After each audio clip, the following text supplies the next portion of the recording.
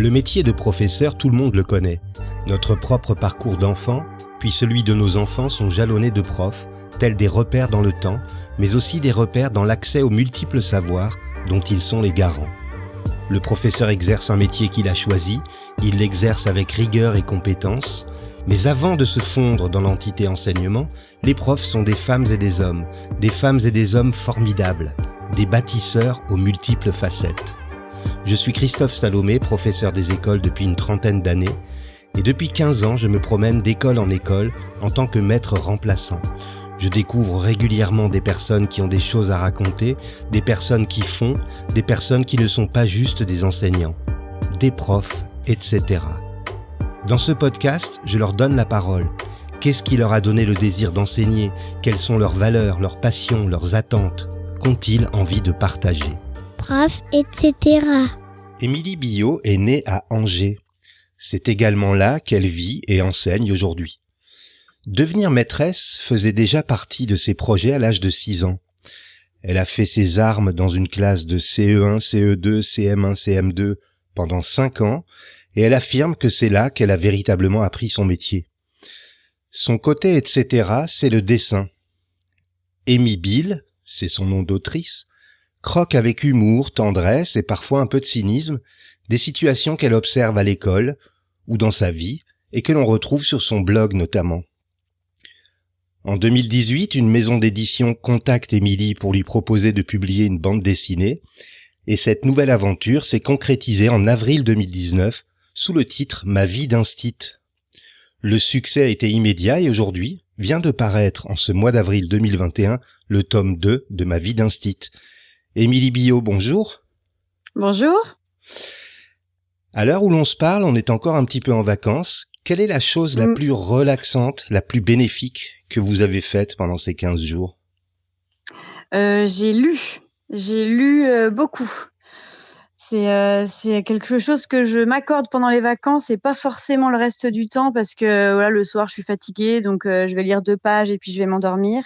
Et pendant les vacances, je m'accorde du temps pour lire dans l'après-midi, au soleil, c'est encore mieux, dans le jardin et ça c'est relaxant, j'avoue. Quel regard portez-vous sur votre enfance, Émilie? J'ai eu une enfance très heureuse, j'étais fille unique, mais j'ai pas du tout souffert de solitude. J'avais des amis, des cousines, et puis j'étais très créative, hein, déjà dans le dessin, donc j'arrivais à m'occuper seule, sans problème. Donc j'ai des bons souvenirs de mon enfance. À propos de souvenirs, justement, quel est votre meilleur souvenir en tant qu'élève? Mon meilleur souvenir en tant qu'élève, je dirais les spectacles qu'on faisait en fin d'année, en primaire. On faisait des sons et lumières, c'était énorme, des gros spectacles avec, devant un château dans la ville où j'habitais avec, des effets de son, des éclairages. On enregistrait les dialogues avant, on avait des costumes d'époque.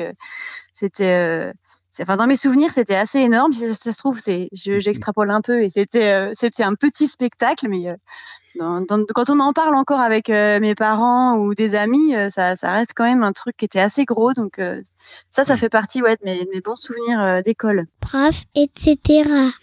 Et alors plus tard, vous avez été quel genre d'adolescente? Un peu rebelle. J'ai fait une bonne crise d'adolescence. À me confronter assez souvent avec mes parents, à vouloir faire plus de choses que ce qu'ils m'autorisaient. Mais bon, j'ai pas fait de grosses bêtises non plus, mais j'étais assez souvent dans la confrontation. En quoi cette période de l'adolescence a influencé le choix du métier de professeur que vous exercez aujourd'hui?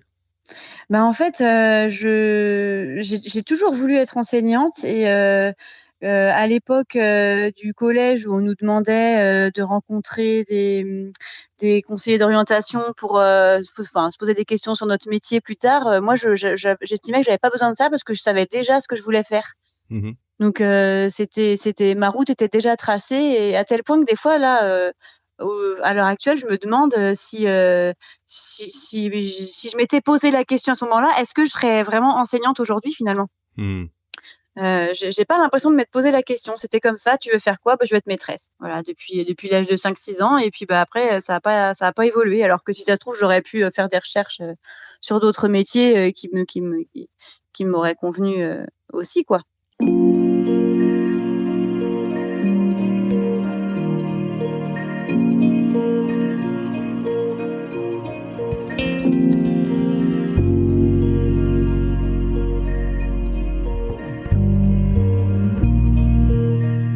Alors vous dites donc que dès l'âge de 6 ans, vous vouliez devenir maîtresse. Et le dessin, alors, c'est apparu à quel âge et de quelle manière? Alors le dessin, ça a toujours été là, hein, parce que, j'ai toujours aimé dessiner. Il y a pas mal de dessinateurs dans ma famille. Ma maman était prof, d'art plastique, donc elle pratiquait aussi à la maison et donc moi, j'ai toujours aimé dessiner. Au lycée, j'ai suivi une filière, littéraire avec une option, art plastique, donc je pratiquais pas mal. À la fac, j'ai un peu laissé tomber ça. Je dessinais pendant les cours, en fait, c'est pas très bien, mais j'écoutais les profs en griffonnant, sans que ça devienne vraiment concret. Et puis c'est après, en fait, quand je suis devenue enseignante et que j'ai été, face à des élèves qui me sortaient des phrases tous les jours, qui me faisaient tellement rire, des situations, que j'arrivais à voir, à scénariser dans ma tête sous forme de BD, en fait, et c'est comme ça que je me suis lancée, vraiment.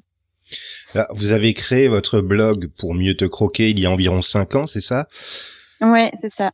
Vous pouvez nous raconter comment est né ce projet? Et ben, c'est ce que je disais, en fait, c'était ce que j'entendais dans ma classe, ce que je vivais en tant que jeune enseignante bah, à côté de ça, je lisais aussi pas mal de bandes dessinées et du coup les 2, ça a fait tilt, en fait, un peu du jour au lendemain, enfin, après ma première école où j'avais 5 niveaux dans ma classe, parce que là, c'est clair que j'avais pas du tout le temps de dessiner. C'est vraiment quand je suis arrivée dans l'école où je suis actuellement, où là, je me suis dit: «Mais attends, faut que je dessine, en fait, tout ce que je vis, faut que je le mette sous forme de bande dessinée. Il y a trop moyen de faire rire les gens, quoi». prof, etc. Alors, lorsque vous décidez de traduire une situation observée en séquence dessinée, ça germe comment dans votre tête? Est-ce que vous le sentez sur le coup ou ça se passe plus tard avec du recul? Ça dépend. Des fois, c'est immédiat. Je vois la situation, je vois le dessin, vraiment, de manière très précise.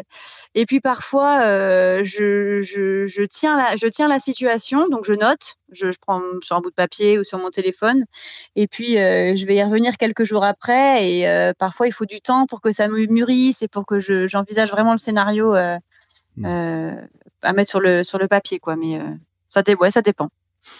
Alors justement, vous parlez de papier, parlons un peu technique. Vous travaillez comment? Vous êtes plutôt papier-crayon ou tablette graphique? Non, moi je suis complètement tablette graphique. Ah, d'accord. Au tout début, j'utilisais, le crayon, je faisais un brouillon, avec, voilà, crayon de bois, papier que je scannais ou que je prenais en photo pour, l'ouvrir après sur Photoshop et refaire les contours avec ma tablette. Hmm. Mais, avec l'expérience finalement, j'ai plus du tout besoin de ça et je passe directement à la tablette. Lorsque vous avez été approché par votre éditeur, est-ce que vous aviez déjà la matière pour construire votre album ou est-ce que c'est ce contact qui vous a mis le pied à l'étrier? Eh bien, c'est un peu des 2 en fait. Quand ils m'ont contactée, j'avais de quoi faire un peu, Hmm. mais pas suffisamment et puis je voulais aussi mettre un peu de planches inédites donc j'en ai ajouté après. Mais c'est vrai que j'avais quand même pas mal de quoi faire. Après, j'ai retravaillé pas mal de dessins parce que mon trait avait changé entre, le tout début de mon blog et puis, le moment où ils m'ont contactée mais, Mhm. mmh. Alors, je n'ai pas encore pu lire le tome 2, mais ça ne saurait tarder. Est-ce que vous pouvez nous pitcher ce nouvel album? En quoi il diffère du premier? Alors, il diffère pas mal parce que, il y a beaucoup plus de planches qui se suivent, en fait. Hmm. Dans le premier, il y a des anecdotes, page par page, qui se suivent pas forcément. C'est vraiment, des points comme ça, indépendants les uns des autres et dans le deuxième, je romance beaucoup plus. Je commence par parler de mon expérience, donc c'est vraiment sous forme d'un roman graphique, en fait, avec, les cases qui se suivent, les pages qui se suivent aussi de manière chronologique Il y a aussi des dessins indépendants les uns des autres sur une bonne partie du livre. Et puis sur la fin, il y a de nouvelles histoires qui se suivent qui sont qui correspondent pas à mon expérience à moi personnelle, mais plutôt à des choses qu'on vit tous en tant qu'enseignants. Oui, c'est ce qui fait vraiment le succès, je pense, c'est que quand on est enseignant, on voit très bien de quoi vous voulez parler. C'est ça. Et ce sont des situations qu'on a souvent déjà vécues. Et voilà. c'est la recette vraiment de cette réussite, j'ai l'impression. Bah, je pense, que les gens s'y retrouvent pas mal.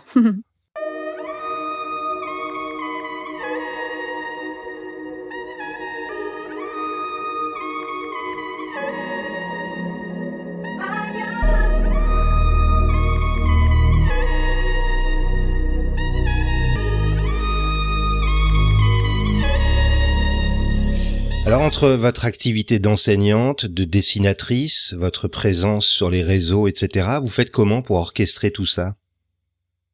Alors, puis je suis maman aussi, donc ça prend aussi pas mal de temps. Oui. Mais ça se coordonne plutôt bien puisque j'ai des enfants jeunes qui font encore la sieste.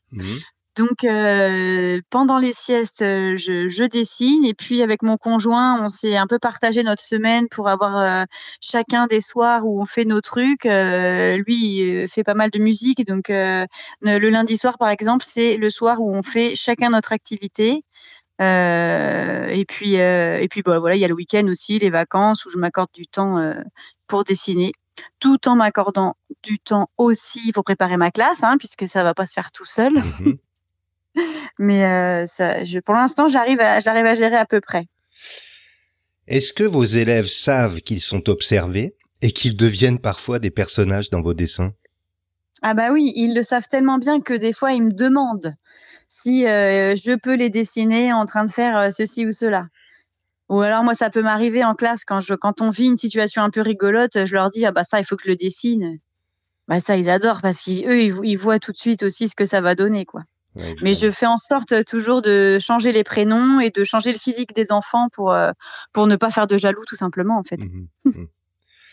Alors, et vos collègues enseignants, ce sont les vrais que l'on retrouve dans vos albums ou vous les imaginez de toutes pièces? Là, ce sont les vrais, par contre. Mes collègues, je me fais un malin plaisir à les dessiner. Ils le prennent comment? Oh, ils le prennent bien parce que c'est toujours positif ce que je fais. Donc, à partir du moment où je les critique pas et où je raconte pas des choses méchantes sur eux, ça passe. Au contraire, je pense qu'elles sont assez fières.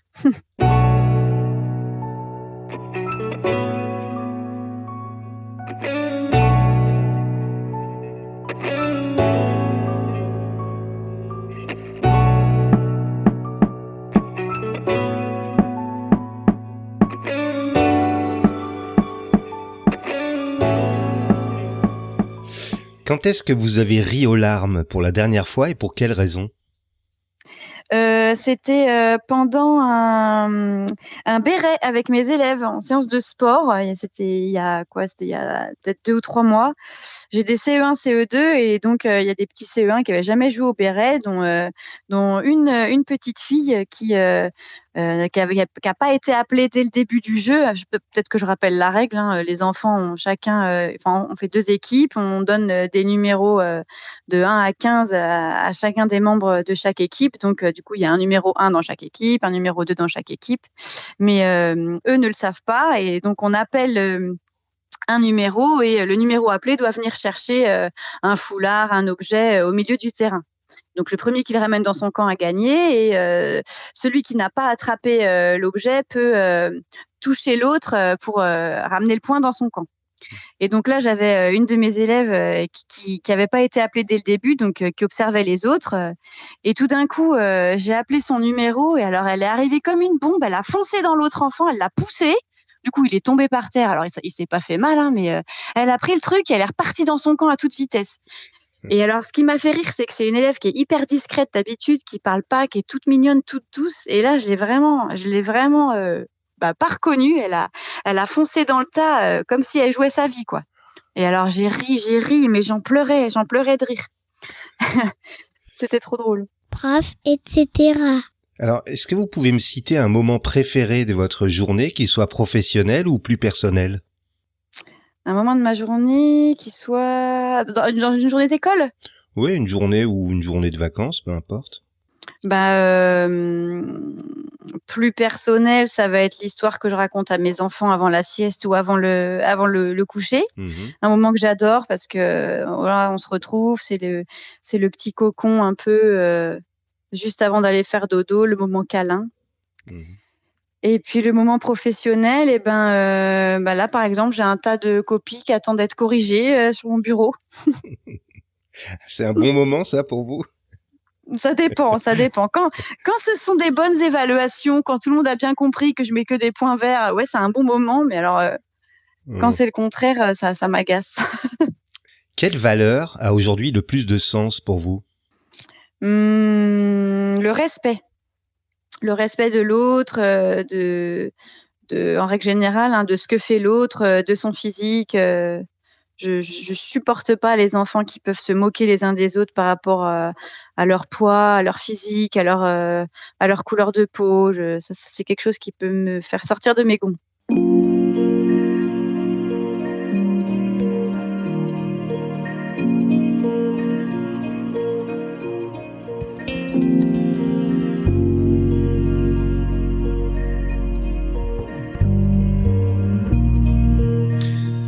Quelle compétence ou capacité qui vous rend bien des services dans votre vie vous rend un peu fier? Le dessin. Mon trait de crayon, ça m'aide pas mal en classe comme dans cette deuxième activité d'auteur de bande dessinée. Et je peux dire que j'en suis fière. Si vous pouviez vous mettre dans la peau de quelqu'un d'autre, vivant ou mort, pour une journée seulement, vous choisiriez qui? Bonne question. Dans la peau de qui? Dans la peau de Riyad Sattouf. Parce que j'adore ce qu'il fait et j'aimerais bien voir comment il vit sa notoriété.